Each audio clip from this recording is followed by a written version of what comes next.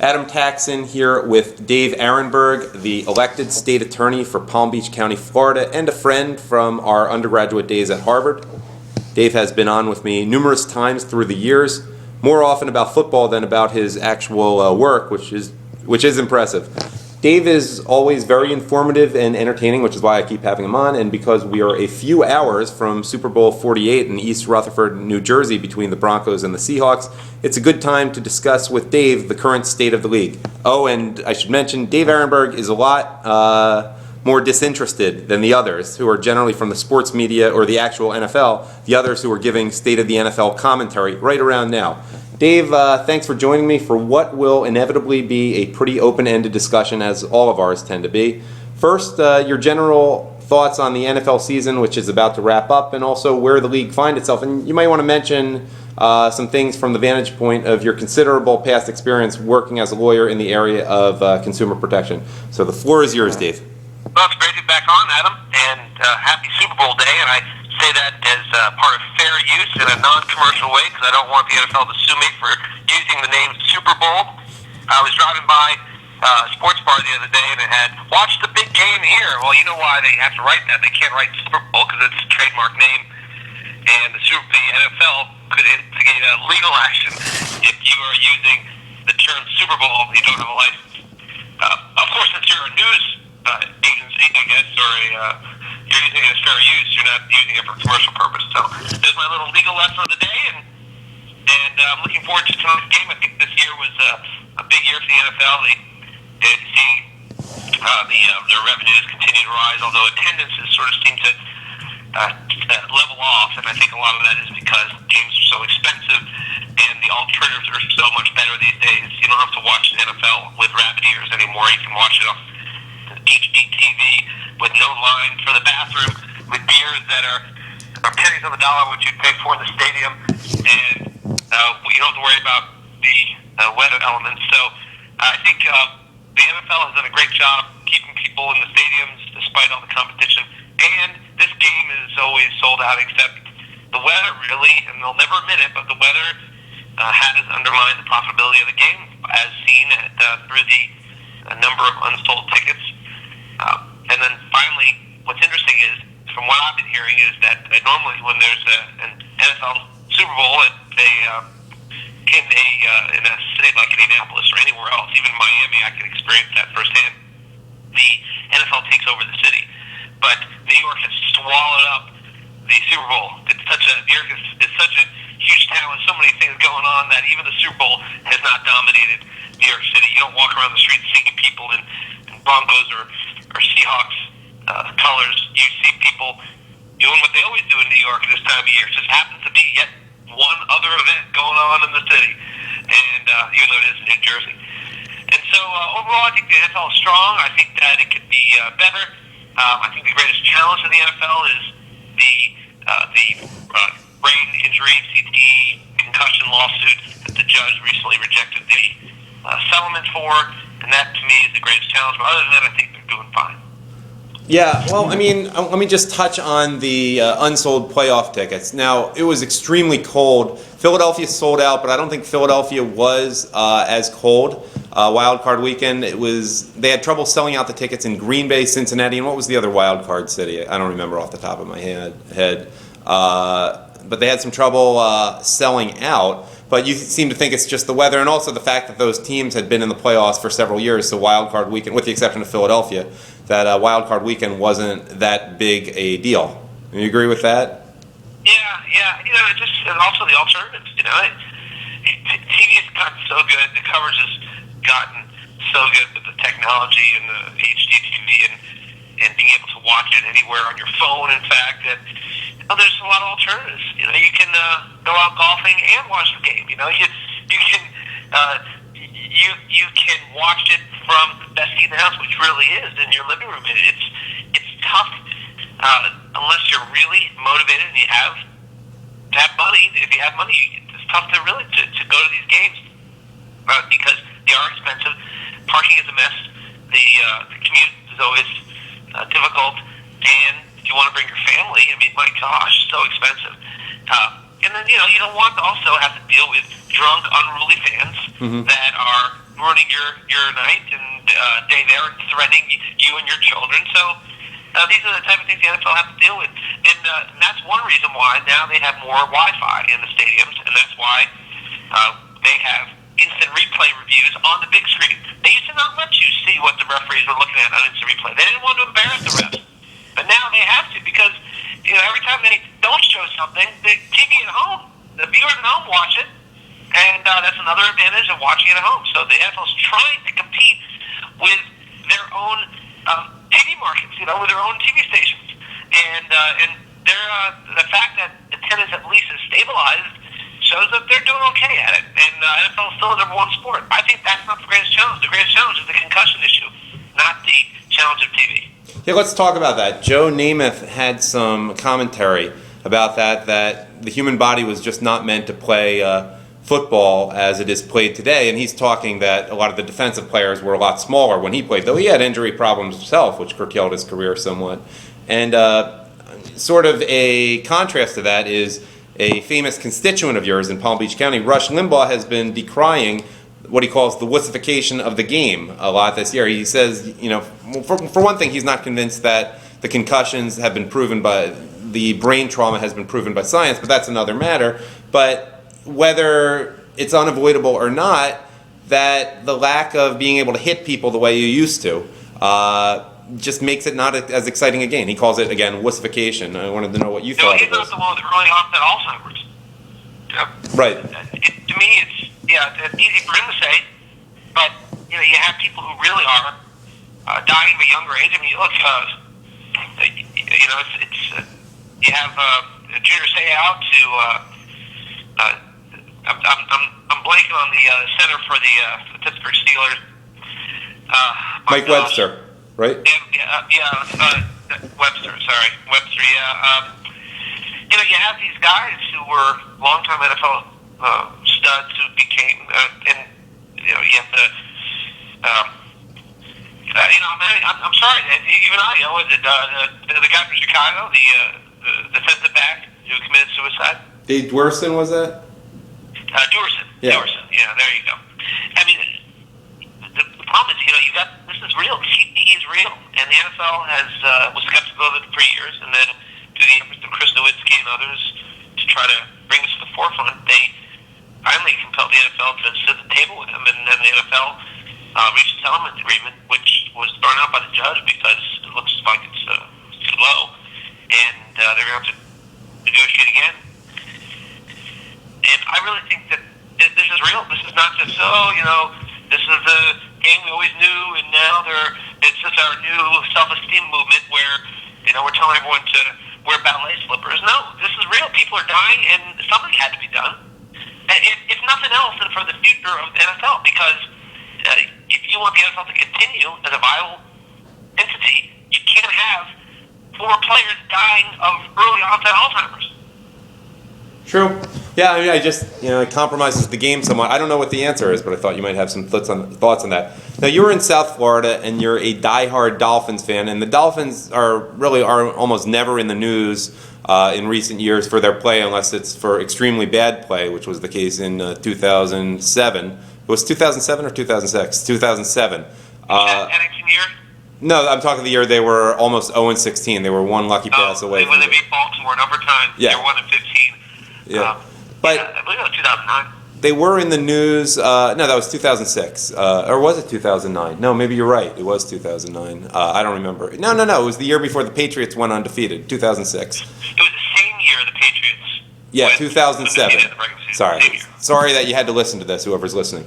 But they were in the news quite a bit this year with the Richie Incognito and Jonathan Martin situation, and you had some pretty harsh words for Martin in particular, and there were some new revelations this week, which I guess are confirming of the general opinion you had, and I'm just wondering if you could talk about that a little bit. Well, it's not a surprise to me that you saw that it wasn't reported early on that there was a back and forth about drugs, back and forth about a lot of things that sort of cast a shadow on the belief that Jonathan Martin was some innocent, bullied victim. It turns out that it was a lot more of a two-way street here. And so I'm not surprised by that because that's why Jonathan Martin didn't get a lot of sympathy here in South Florida. In speaking to people, I thought there were more people on Incognito's side than Jonathan Martin, and certainly his teammates were all on Incognito's side, to a person. And that's also the African American players too. We're all with Incognito, and so that to me showed that the media, there was a disconnect between the media reports and what was really going on. And to me, it looked like it was back and forth. Not pleasant language, but you have locker room stuff that goes on in, I would say, every other locker room.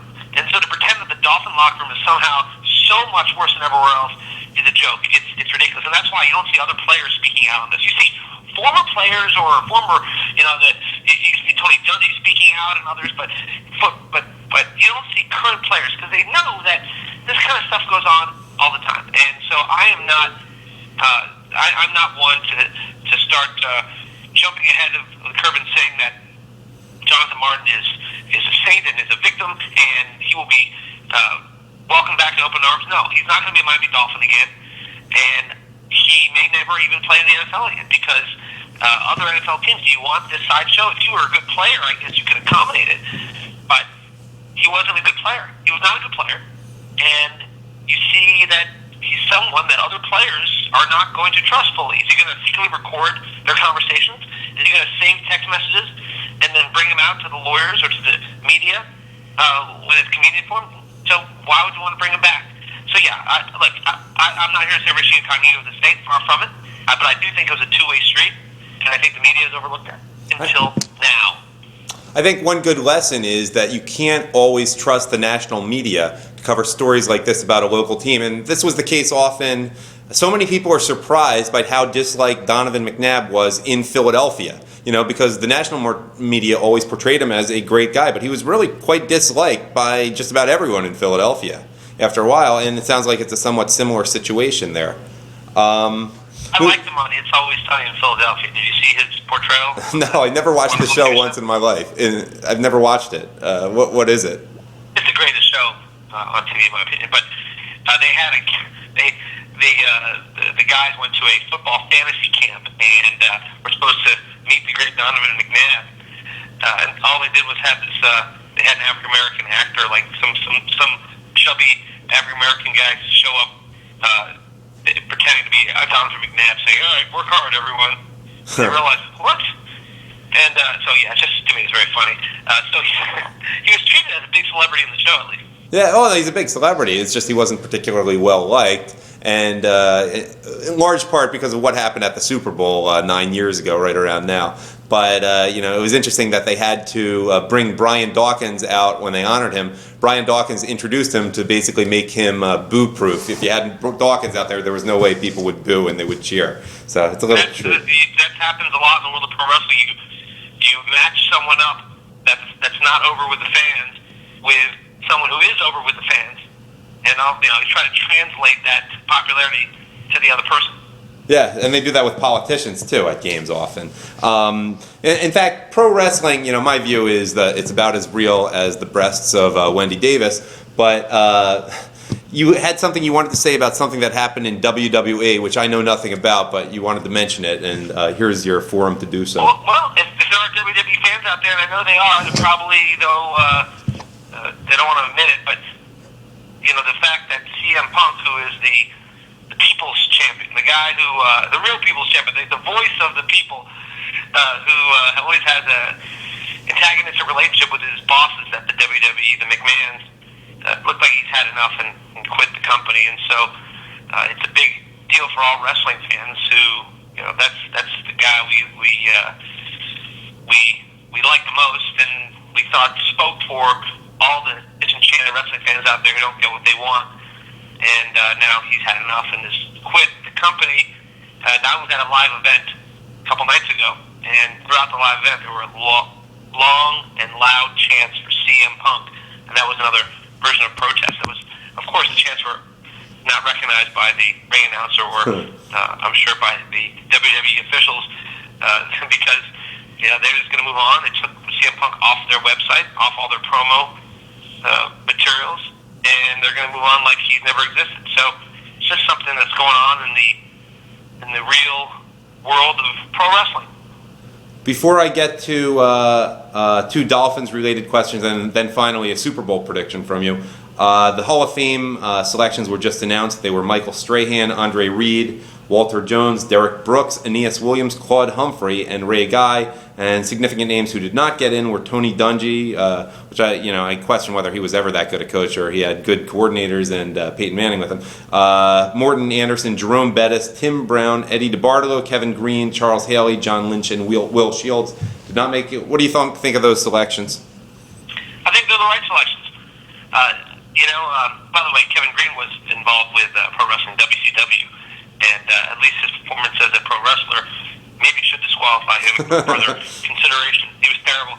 Not as bad as Steve Mongo McMichael, by the way, who had the worst crossover from pro wrestling to, from pro football to pro wrestling. Probably the worst crossover star ever. But as far as the winner, yeah, I mean, I'm glad the Ray Guy got in.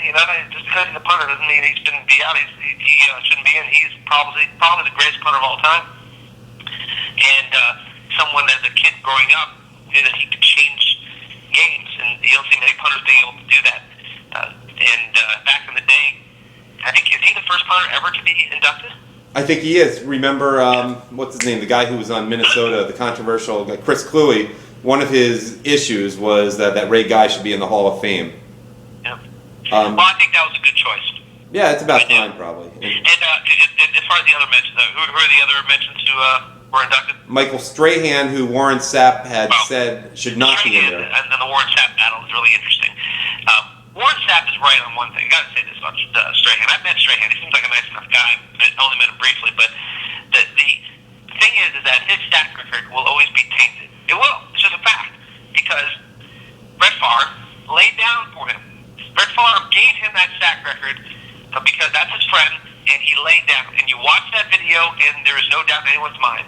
And for that reason, his sack record will always be tainted. And, I think that's bad enough that Brett Favre laid down for him, but then Strahan acted afterwards like he really had accomplished a sack record. He was in tears, and he was jumping around, and it was, the whole moment was totally destroyed by the fact that it was a hollow sack, a hollow victory, and now a hollow record. And Strahan might well have sacked him or have gotten another sack in that game anyway, and gotten the record legitimately. Favre did him no favors. He tried to help a friend out. He did him no favors. And everyone knows it was a lay down. And that really hurt the integrity of the game. That's like when in women's basketball, college basketball, I guess it was Dave Gavitt who did this, who allowed this to happen. Although, if it weren't Dave, I apologize. But it was when there was a woman who was injured and had to get the record. She was 2 points away from the all-time scoring record, and she was injured and could not play. And so the teams were all on the sidelines, and each team they allowed the injured player to come onto the court by herself and score a regulation basket to set the record. Yeah. And then in return, the other team got a free basket too. And to me, that was one of the biggest disgraces in college sports I've ever seen. Yeah, that sounds that way. Well, it's almost like Peyton Manning's passing record this year. I don't know if you remember, but there was a 7-yard pass, which gave him the single-season passing yardage record over Drew Brees, which really there was a pass earlier in the game that enabled him to break the record when he did. That really was a lateral, but they gave it to him anyway because he came out of the game in the second half thinking that he had the record. He would have inevitably broken it anyhow, but it's a little bit fuzzy there. Well, that sounds pretty shady in itself, but, it's not like they stopped the game and Right. the other team laid down while he got the passing record. So I would say that the college example is still worse. But, yeah, if that's what happened with Peyton Manning, then, yeah, shame. That's not right. Yeah, you can't blame Manning, obviously. No, but it's just the whole process. And speaking of Manning, to shift to another thing where I know you have a bias, being a huge Miami Dolphins fan, but if the Broncos win tonight, it's a pretty strong case for Manning being the greatest quarterback of all time. And what do you think of that? I mean, where does Marino compare? Obviously, he doesn't have the postseason record even that Manning does, but... Well, I mean, look, I'm a huge Dan Marino fan, but I realize that he didn't win the Super Bowl, even though he didn't play with good defenses. He didn't play with any running game. And, he was a one-man band for a while, although he did have a great coach, of course. I think that you can definitely make the argument that Peyton Manning is the greatest of all time if he wins the Super Bowl today. Tom Brady had 3 out of 5 Super Bowls, but Peyton Manning will be comparable if he wins today. And he also has that big win over over Brady to get into the Super Bowl. Although I do think Brady wasn't himself. He was missing passes. I think he felt the sickness that he had from the days before. I think that it carried over into that game because he wasn't right. But yeah, I think Manning deserves this too. I like him a lot. And by the way, I think he's sort of a conservative, is what I hear. Is that right? Is he one of you? I honestly don't know about his politics one time. In fact, I had heard that a little bit about Brady earlier in his career. And in fact, I was once on the air with Rush Limbaugh about that issue. It's funny and it's a digression, so I won't talk about it here. But I don't know. My guess is Russell Wilson certainly is, given his pretty strong Christian beliefs. But I really don't know much about Manning's politics. I imagine he keeps it to himself and really doesn't think about a whole lot other than football. But although the people listening to this will be listening to this after the game is over, and I'll not necessarily. For me to make a prediction when this will be listened to after everyone knows the score. But I do think Denver's going to win, and I think Denver's going to win because I still have a hard time imagining that Peyton Manning, the great Peyton Manning, who's first ballot Hall of Famer, possibly the greatest quarterback of all time, is going to lose to second-year man Russell Wilson. And no disrespect to Russell Wilson, who is a good quarterback, but he's no Peyton Manning. Yeah. So we'll see. Well, he's not going to lose to Russell Wilson. He'll lose to the number 1 defense in the NFL. In fact, I will go on record and say the Seahawks will win 31-14. So you care to give a score? Well, my record so far in predictions, right? You asked me who was going to be in the Super Bowl. Got that right, nailed it. Yeah. First time 2 number 1s in a long time, so it's not as obvious as it might seem. But that's right. Congrats on that. Very few people, I think, picked Seattle over San Francisco. I don't know. They're pretty tough at home. They are. People may listen to this because I'm going to get this up online a few hours before the game actually starts, and not everyone's going to watch the Barack Obama interview or all the pregame hype. We're going to actually watch a Groundhog Day in a few hours because my wife's only seen it once, and my 14-year-old stepson has never seen it, and it's appropriate day, I think, to see it, obviously being February 2nd. Let me ask one more substantive question. If you care to give a score for the Super Bowl, that's fine, too. But you did mention to me privately that part of the problem with the Dolphins is the problem that the Cowboys and the Redskins have, that they're being compromised by really bad ownership. And if you're willing to say anything more about that. The owner, Steve Ross, I met him. I've sat in his skybox. He's a nice man and a smart guy.